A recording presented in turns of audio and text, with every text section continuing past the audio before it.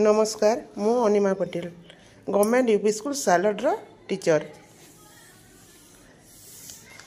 आम प्रतिदिन daily attendance register गोटे बनाई आ डेली अटेंडेंस पिलामानकर डेली अटेंडेंस केते उपस्थित ए लिखा जाए यहीपरि प्रति मासर लिखा जाए प्रति मासर अटेंडेंस परसेंटेज अन्य एक खातार लिखा जाए।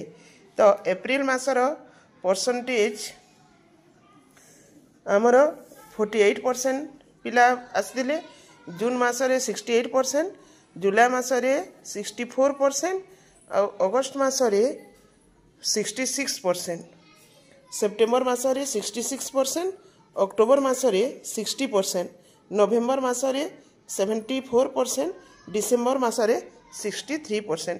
एहीपरि भावरे आमर परसेंटेज कैलकुलेशन करी रखा जाए। धन्यवाद।